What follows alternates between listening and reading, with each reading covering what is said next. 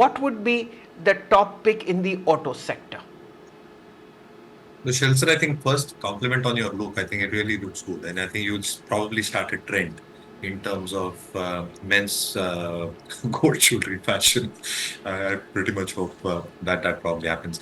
Coming to the auto sector as a whole, I think what you probably witnessed were surprising numbers because I think genuinely the street was not expecting. As an example, Maruti post a very decent set of numbers across its product suite.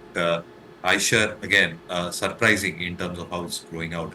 But again, I think the surprising trend, as we discussed a couple of weeks back on your show as well, vehicles, specifically on the four-wheeler part, which are priced 15 or 18 lakhs above, I think the demand probably stays very, very stable and strong. Similarly, I think for higher range bikes, like what Eicher does, or the premium bikes that TVS is doing or Bajaj is doing, I think the appetite is still there. Obviously, you've seen elements of price increases come through because of input cost pressures starting Jan. But there are also a slew of launches expected to come through, specifically when it comes to SUVs and hybrid SUVs.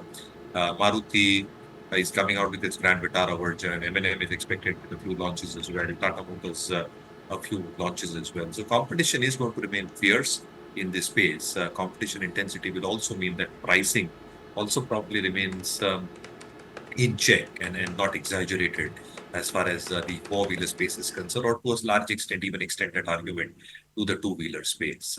So surprising set of numbers in December, the stocks reacted, but how the actual numbers play out in the quarter to come in Q3 and Q4 is going to be an interesting deciding trend. Obviously, I think the first half of the next financial year, once the base effect is largely done with for this financial year, which largely would be flat year on year on a marginal increase, you should see some element of all these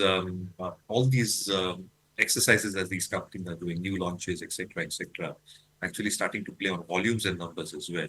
And therefore, I think within the pack, I think M&M as a stock still remains one of our preferred picks and one of our picks in our global portfolios as well. A good mix in terms of the SUV portfolio, more launches coming, tractor portfolio doing well, and the subsidiaries doing well.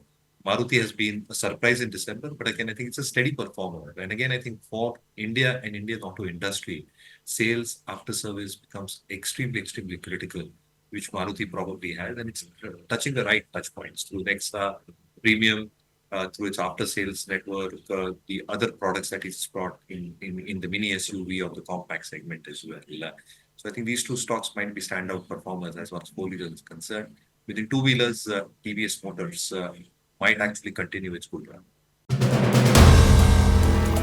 If you like the video, do like, comment, share and subscribe.